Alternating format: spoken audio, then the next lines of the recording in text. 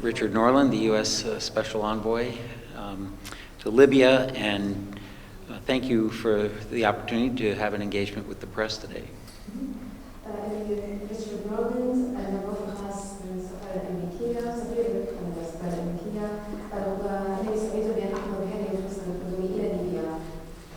It's really a pleasure to be back in Tripoli, and we've had a very busy 3 days of meetings that included meetings with Prime Minister Dbeibeh, the Presidential Council, Mr. Menfi, Mr. Al-Koni, Mr. Al-Lafi, Foreign Minister Mangoush, General Haddad, High State Council Chairman Mishri, the new UN Special Representative, Mr. Batili, and an opportunity to attend the World Bank donor meeting focused on municipal governance. يسعدني الرجوع إلى طرابلس. لقد قضينا ب3 أيام من الاجتماعات، تتضمن اجتماعات مع رئيس الوزراء ومع المجلس الرئاسي ووزيرة الخارجية بحكومة المفوضية وأعضاء من المجتمع من مجلس أعلى الدولة، وأيضا مع المبعوث الخاص بالرصيد عبد الله باتيلي من البعثة. وقد حظينا بفرصة أن نحضر اجتماع مع مانحي المصرف العالمي. And so, based on those meetings, let me just share a couple of quick thoughts with you on the political, economic, and security tracks, and then I'll be happy to take a couple of questions. وبناء على هذا سوف أشارك معكم بعض المسارات السياسية والاقتصادية والأمنية، ومن ثم سوف أعطي لكم الفرصة لأن تسألوا أي أسئلة تجيئها لي. You know, on the political track, we're very conscious now that it's soon approaching the date of December 24th, which will mark the 1-year anniversary since the date when elections were supposed to happen. وإننا من ناحية المسار السياسي نعلم أننا اقتربنا من تاريخ 24 من ديسمبر، وهذا يمثل سنة كاملة مضت على الانتخابات الذي كان المفترض إجراؤها السنة الماضية. And we sense a great deal of frustration in the Libyan public and among the people we meet with that those elections haven't taken place yet, and we share that frustration.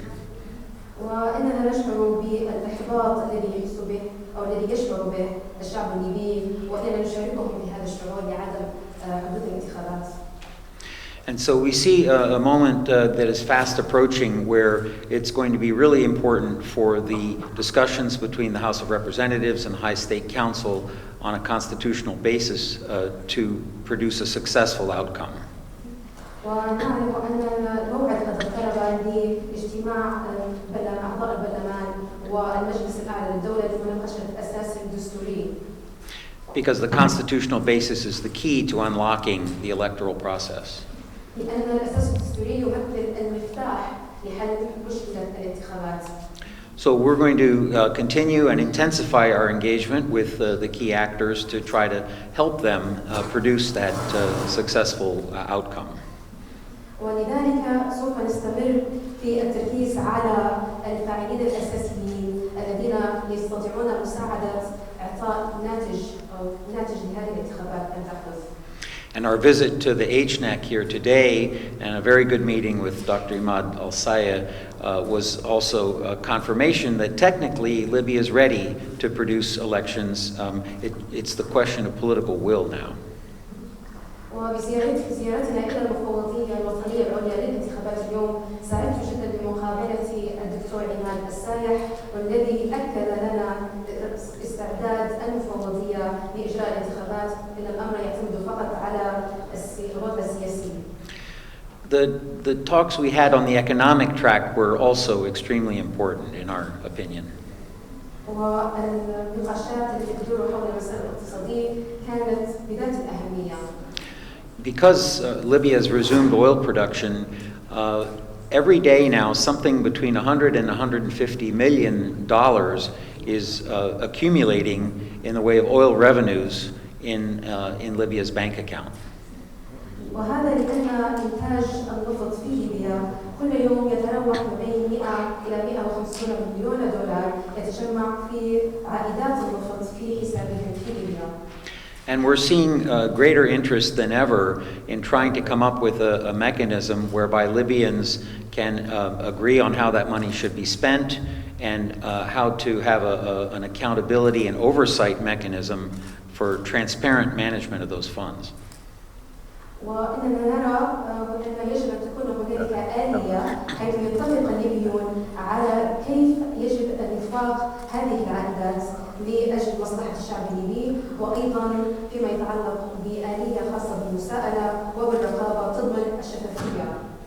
And we've seen proposals put forward from the Government of National Unity, from the House of Representatives, and from the Presidential Council that are all focused on this idea of a transparent oversight mechanism. وقد رأينا عدة مقترحات مقدمة من حكومة الوحدة الوطنية ومجلس النواب والمجلس الرئاسي ترتكز على الرقابة الشفافية. As was mentioned in the most recent UN Security Council resolution renewing UNSMIL's mandate, the international community feels we have a role to play in supporting Libyan efforts to create such a mechanism. وكما حدث في قرار مجلس الأمن الذين جددوا ولاية الأمم المتحدة، كما ركزوا على هدفنا المهم الذي نلعبه في هذا الأساس. And so the co-chairs of the Economic Working Group under the Berlin process met yesterday here in Tripoli, the US, Egypt, the EU, and Special Representative Batili, to talk about how we can help support this process. وقد اجتمعوا في جلسة العمل الاقتصادية من الولايات المتحدة، مصر، الاتحاد الأوروبي وبالتالي فيما يتعلق بهذا الأمر. And then finally, on the security track, we had very interesting discussions and a clear sense that Libyans truly want to see progress on the issue of departure of foreign mercenaries, foreign fighters, and foreign forces. وأخيرا من ناحية المسار الأمني، لقد رأينا بشكل واضح إرادة الشعب الليبي في مغادرة أي قوى أو أي قوى أجنبية من البلد. Reaching agreement on a unified Libyan military and security structure is going to be a key part of that, and we were interested to hear about how things are going in that direction, building on the work of the 5+5 Joint Military Commission and the meetings between General Haddad and General Naduri. وكما أننا نرى أنه يجب الوصول إلى اتفاق لأجل توحيد الجيش أو تركيبة الجيش، والتي تعتبر جزءا أساسيا، وهذا يهمنا جدا أن نمضي في هذا الاتجاه، وهذا من عمل اللجنة العسكرية 5+5. And there's an interesting idea to start this process by forming a joint unit, just one unit, to try to show as a model of or an example of how to bring the sides together and start the path towards a unified military. وقد كانت بين فكرة لقد أثارت اهتمامنا، وهي وحدة مشتركة لتعطي مثال كيف يمكن توحيد الجيش.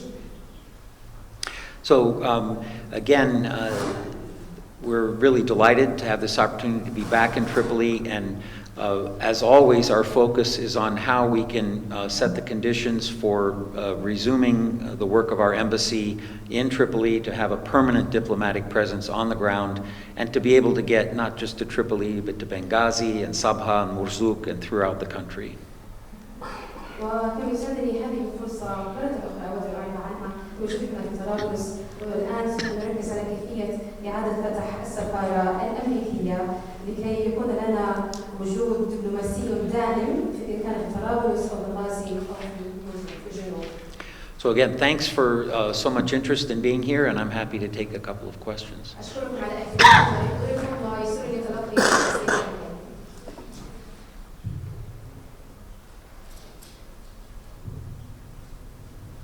السلام عليكم. معنا وكالة الغيمة للأخبار. في 2011 كانت أمريكا من الدول السباقة لحماية المدنيين وصاحبة الدور الأبرز مع حلفائها لإسقاط نظام القتالي. اليوم المدني في كل أنحاء ليبيا بحاجة لحماية أضعاف ما سبق، ويرون أن لا دور بارز ولا ذات الحماس السابق للدول العظمى وعلى رأسها أمريكا في حماية المدنيين وخلق الاستقرار والمساعدة على قيام الدولة. ما رأيك في ذلك؟ So since 2011, the U.S. was one of the most prominent regarding the protection of civilians. And since the Gaddafi's regime has ended, Libyans right now are in real need of world security. They need double the security that they needed before. So, and we noticed that your previous momentum has gone down. What do you say about this? Well, I believe that we're still very committed to the security of the Libyan people.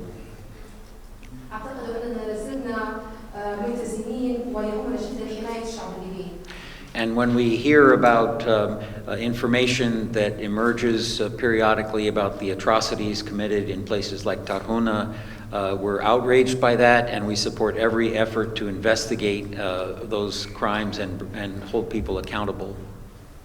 وعندما نسمع بعض الشائع والجرائم المرتكبة مثل ما حدث في ترهونة، فإننا ندعم جدا أن تتم التحقيقات وأن يصلوا إلى المفتعل وتتم المساءلة. And when a parliamentarian like Hassan Sirgiwa disappears, we want to know what happened, just as so many Libyans want to know what happened. وأيضا مثل حادثة اختفاء رغبة البرلمان سيرجيوا، أردنا أن نعلم ما الذي حدث لها بنفس القدر الذي أراد الشعب الليبي أن يعرف الجواب لهذا السؤال.